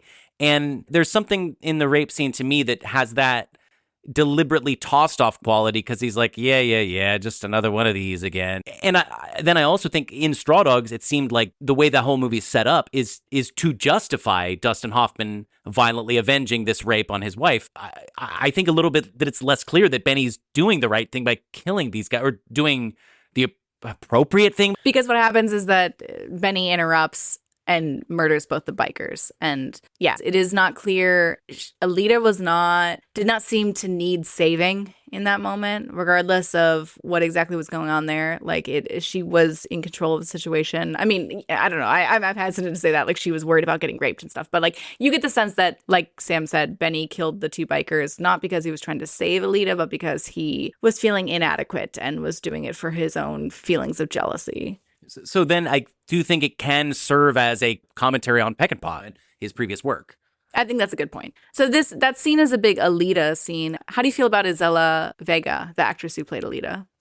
I mean, I was just about to make a really crass comment about the fact that she's topless in 95% of her performance, but I can't even do it. But it is the first thing you think about. There is a freeze frame of her rather large breasts during the closing credits of this movie. The tits are a big part of the movie. Well, it's not the first thing I think about because I just don't have tits on the brain like you. No, but she's incredible. I'm just trying to point out that the movie is really shoving that stuff in your face. But no, it's an incredible performance. It's one of those things where, yes, she is very well suited to Warren Oates, the kind of person where you're like, I'm sure I've never seen this woman before in my life. She's so specific and particular. With her, you feel like you're getting a peek into a world that exists. She feels like a very romanticized character, but at the same time, she has an earthiness too. At first, the casting director had brought a bunch of young ingenues to Peckinpah to play this role. He didn't want them. He wanted somebody who was older and somebody who was more real and had that spiritualness, like you said, the earthiness. He wanted that. And Isela Vega, she really inhabits that role. Her wiki page, because that's always where I start off for the research. I like to move on from wiki, but that's where I start off.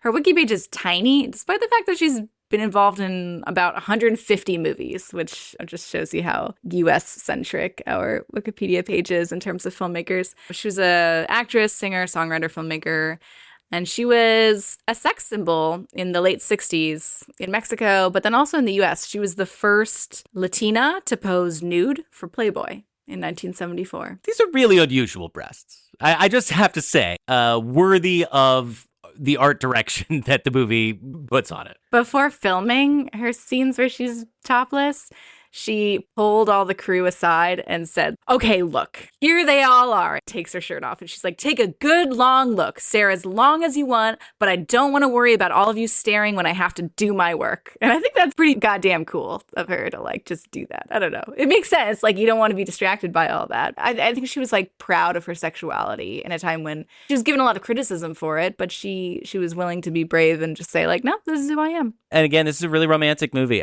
It's not like you are deep in the romance with them, but this movie in no way shies away from emotion or having these characters who are both fucked up in their own way, probably haven't been to therapy, but they can speak honestly to each other. And at least in the confines of this relationship, you can tell that they're not in a fantasy world. This is a real couple. There's moments where they look directly in the camera and they profess their love for each other, and you are profoundly moved by them. I mean, this is why her death is actually able to have meaning in this world of completely senseless violence that adds up to nothing. Yeah, and something I really appreciate is the fact that they're older. That this is romance between two older characters. That's on purpose. They're not, she's got great boobs and stuff, but like they're not the hottest actors around. And I just like the realness of that. Yeah, you know, just the realness of pouring alcohol in your crotch to kill the pubic lice. This movie kind of reminded me of Scott Pilgrim, too. Sorry to go back to the jealousy thing, but this idea of needing to vanquish the exes of your partners to build a new future. This is another movie that has a central concept that does not resonate with me at all. I'm already automatically in the position that Benny's in the end of the movie, where like, I love all of your exes to a certain degree, or like, I feel like I have a connection to them. I feel like I have a relationship to them. I love that my partners have a past. There's nothing that I need to conquer or get over or come to love about that. I don't know how you feel about this. You're unique in that. Do my exes bother you? Oh, no, I wouldn't say bother, but like, you know, if I love somebody who has a very, very deep connection with somebody in their past, I can't help but be jealous about that. So you are just more immune to jealousy than I am. And not in every way, you know, like I'm very jealous of people who have cooler jobs than me. Like there's all sorts of stuff that I'm jealous about people who've read every Pynchon book. I guess I find that storyline more relatable than you do. Not that I feel like I need to vanquish any exes or anything, but I think my natural inclination is to view like an ex or somebody like that as like an adversary at first, and then I have to talk my brain down from that ledge. Just like Benny. So that's why this is your favorite movie of all time. No, I did like it though.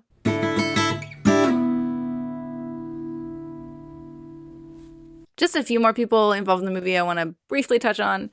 Helmut Dantine, he played Max, who's like the big corporate bounty hunter boss guy. I just think this dude's cool. He's the executive producer of Alfredo Garcia, so he was involved in making it. I just think he's cool because he played a lot of Nazis in the 40s. But saying a lot of weird shit is cool and interesting this episode. No, but the reason why that's cool that he's played Nazis in the 40s is he was born in Vienna and he became involved in the anti-Nazi movement at the time. And he himself was put into a concentration camp. Okay? And then, all right, cool to play Nazis, I guess. And his father, who was head of the Austrian railway system, was able to use his influence to get him out of the concentration camp. He went to California and then made a career playing Nazis. And so that's just fucking badass, you know? It must be weird to have been in a concentration camp and then spend the rest of your life playing Nazis. But still, I think that's interesting. I also want to point out that the score is composed by Jerry Fielding. Score felt kind of 80s to me at times. This movie has a sort of looking forward aspect. I don't know if you got that or whatever. But To be honest, I did not notice the score while watching the movie, but then I listened to it afterwards, and I enjoyed it. Let's just play a clip of the score right now.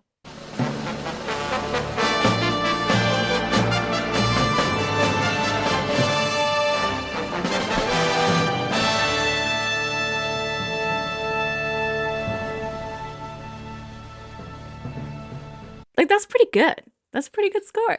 Jerry Fielding, he's a 3-time Oscar nominee for Best Score. 2 of those nominations were for other Peckinpah movies, The Wild Bunch and Straw Dogs. So he worked a lot with Peckinpah. He said that him and Peckinpah, they used to work out their issues by getting into fist fights. They would just like punch each other until they resolved their conflict. He died at age 57. And I'm pointing that out just because Warren Oates and Sam Peckinpah also both died in their 50s. And it's like, was this movie kind of cursed to make the dudes die in their 50s? No, you're talking about dudes who, one guy who existed on booze and cocaine, another guy who was so similar to him that he played him in a movie, and another guy who the first guy got into fist fights with in order to settle arguments. So I think that there was a certain kind of person at this time who was destined to not make it to 60. I don't think Warren Oates was actually like Peckinpah. I read that everybody on set loved him and he was very helpful, and that he used to, for example, hang his costumes up at the end of the day, which most actors didn't do. So he had good behavior on set. How old is he in this movie? He's like early 40s? Late 40s? He looks pretty old. He looks like he's had a hard life. I guess everybody in the 70s kind of did. New Hollywood aspects.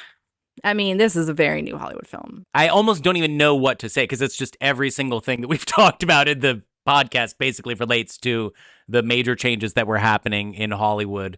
Auteurism, more violence, revisionist westerns, weird main characters. I mean, also direct criticisms of culture with that bounty hunter boss representing bad corporate world and Nixon and Watergate and all that. You mentioned anti-hero and then the bleakness of it, like the bleak ending. Yeah, it's all new Hollywood.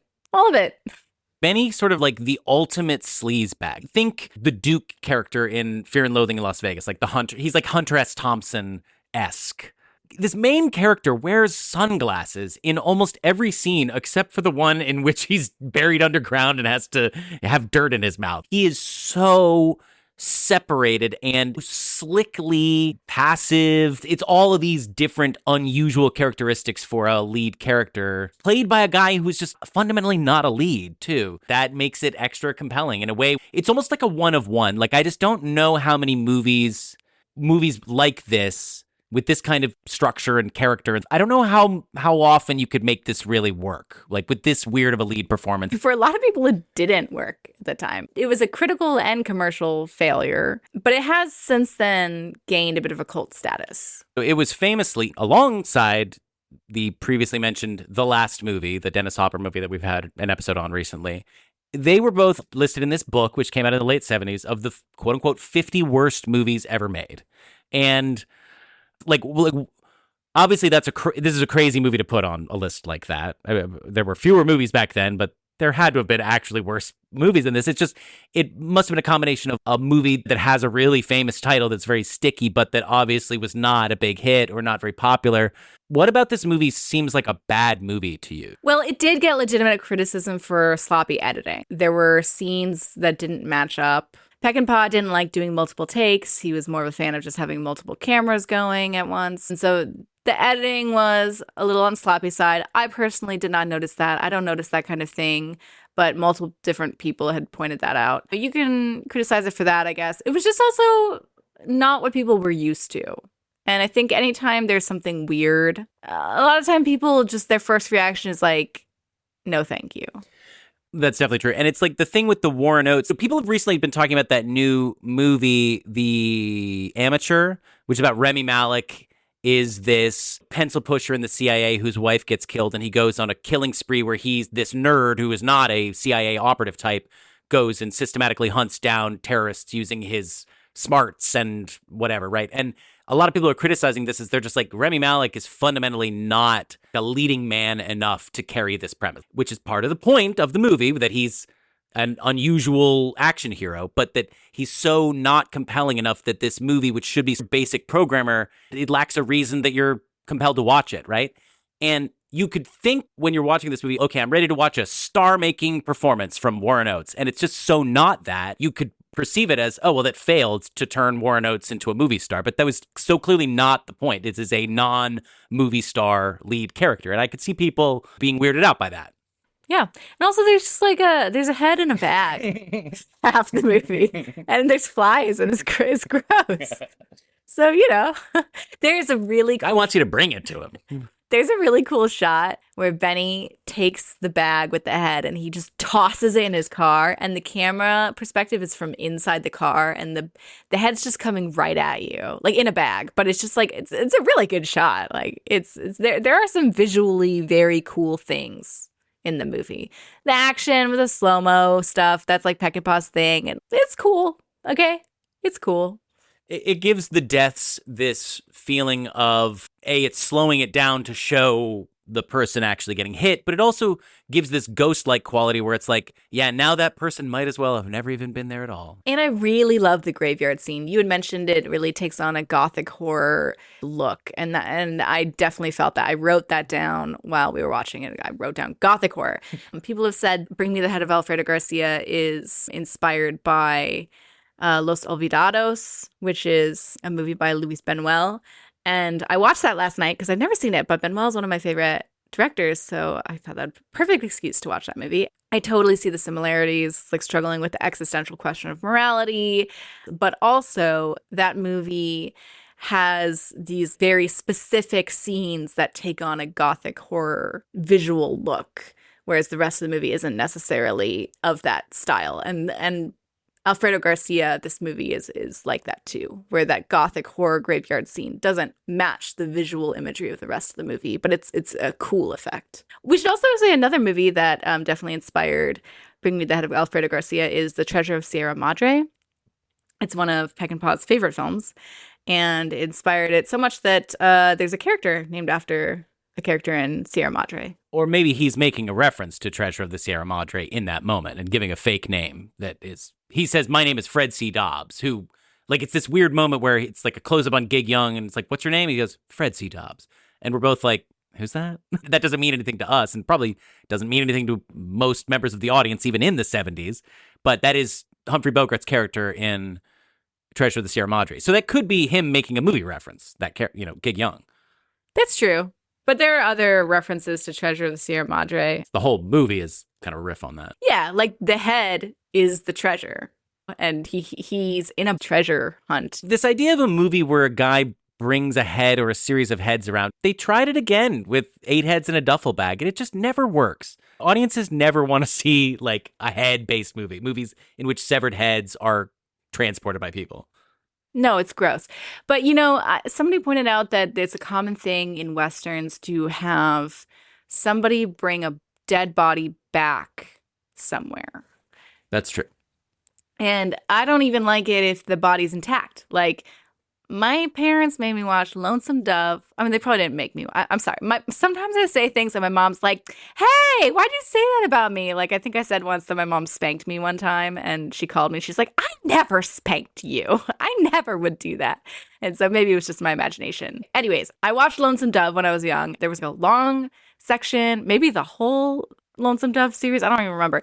But they're like transporting a dead body, and it's like wrapped up in this weight stuff, and I just don't like that. The scene in Lord of the Rings when Frodo's all wrapped up in the spider web, I hate that. I really don't like dead bodies moving around, being moved. I don't like that, whether it's a decapitated head or a full body. So does that mean you're against transportation of organs from one state to the next in order to save lives, potentially? I support it. I don't want to think about it. That's gross. And if you come across somebody doing it, you'll shoot him dead. All right, should we move on to the Cold Stone rating? I'd say so. The Cold Stone is a stone that is in a ice cream shop called Cold Stone Creamery. There's a cold stone in which they mix ice cream. Oh my God, I feel like every time you make this explanation more and more involved and longer and I know. I'm getting bored by myself, and so I'm trying to make it interesting only to me. So anyways, no, Cold Stone Creamery, you know what it is. It's an ice cream shop. They have sizes in there. Like it, love it, gotta have it. They don't have small, medium, large. They have like it, love it, or gotta have it. So that's what we say about movies that we at least like. We look into each other's eyes and ask if we liked a movie, loved it, or gotta have it. Or we say it doesn't quite make that scale because we don't like the movie. So what do you think about Bring Me the Head of Alfredo Garcia vis-a-vis the Cold Stone Seal? Halfway through the movie, before the graveyard scene, I turned to Sam and I was like, maybe we shouldn't have picked this movie. Like, I don't know if this is worthy of an episode. And at that point, I would have said it doesn't make my scale. Can I ask you a question? Where did you think it was going at that point? Honestly, after the graveyard scene, after he wakes up and Alita is like dead in the graveyard, I wrote down in my notes, bleak ending, because I thought that was the end. Like, I'm really bad at like predicting the trajectory of, like, I'm good at predicting a specific event that could happen in a movie. I'm not good at tracking the trajectory. Like, I'm not good at thinking like, oh, the rest of the movie is going to be this. I'm kind of just like along for the ride in that sense, in terms of structure, which is interesting because structure of a film is one of the things that interest me the most about movies. So then a weird structure coming in can really get you good. Exactly. Yeah. Maybe that's why it affects me so much and why I like structure, is because it hits me emotionally. But the second half I enjoyed way more. I thought it was more entertaining and more compelling, and I cared more about what Benny was going through, because the first half was just kind of meandery. I didn't really think the love story was that gripping, I guess. Well, luckily for you, she dies. Ultimately, though, it's a like it for me. It was almost not a like it, but it ended up being a like it. So it's not a love it, but it's a like it. And if you, I think that it's a cool movie. It's an underseen film, and you've probably heard of the title, so you should. I'd recommend watching it, even though it's just a like it for me. It's hard to find, but we found it on Internet Archive. So as of April 29th, 2025, it's on Internet Archive for free. Samuel, what is your rating? This is a weirdly inconsequential movie, which also feeds into what it's about. It's kind of a strange snake eating its own tail sort of thing. Everything about this movie is feeding into, not really self-flagellation, but it's a kind of dragging oneself through the mud that Peckinpah is trying to do with this film. I think it's an effective film, very fascinating statement, and obviously, I guess I consider myself a Peckinpah fan. How about you? Yeah, I think I am. I mean, we'll see how I feel about Straw Dogs, but honestly, I've been enjoying Peckinpah, and I think he's a really fascinating person. I mean, Straw Dogs, I would say, is generally considered much better than Bring Me the Head of Alfredo Garcia, even if potentially more bracing and more fucked up in some ways. But this is a very personal insight into Peckinpah. It's kind of impressive that this film, which is almost designed to be a lesser work, can still affect you as much as it does. I love so many things about this movie. It's a much better movie to think about and to have seen and to talk about than to watch while you're watching it. This is why the second half is so great. It's because it's just him slowly restating the themes of the movie and being like, isn't it kind of interesting, the situation that I'm in?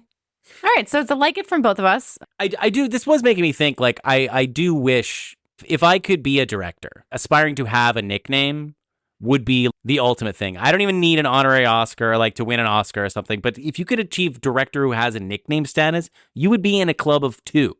I probably can't be Bloody Sam, but Astute Sam, Sentimental Sam. I don't know if those would be the nicknames. Dry Sam. Dry Sam? Housebound Sam. Let's think on this a little bit. That concludes another exciting New Hollywood adventure. Thank you all so much for listening. Don't forget to subscribe to Kael Your Idols on the podcatcher of your choice. Please do leave us a rating or a review if you have the time. It's very quick and easy to do. And, you know, I know every time you hear this, you're probably like, oh, yeah, whatever. But no, just do it, please. Just leave us a rating or a review. We would be very appreciative because it's very helpful for a tiny, tiny podcast like ours. We'd love to hear from you. Please reach out to us on Instagram or send us an email to kaelyoridols@gmail.com. We want to say thank you to the Illuminator for our logo and thank you to ourselves for everything else. Please join us next episode where we will be moving and grooving and dancing all night as we cover the disco sensation Saturday Night Fever. Yet another description of Saturday Night Fever by a person who has clearly not actually seen the movie and doesn't understand anything about what the actual content of the film is about. Okay, yeah, to be honest, I have seen the movie, and I remember that it's not as fun as I hoped it would be, but there is music in that movie. Yes, and I will be dancing. I will be dancing regardless of what the tone of the film is. Hey, Peter Fonda, how did we do? We blew it. Marlon Brando, Ellen Burstyn, Robert Evans, and Shelley Duvall. Sad endings 'cause of Watergate and Vietnam. Never thought I'd be so happy to see the old studio systems fall. New Hollywood. Weren't those movies good? New Hollywood. Weren't those movies generally good? Generally good.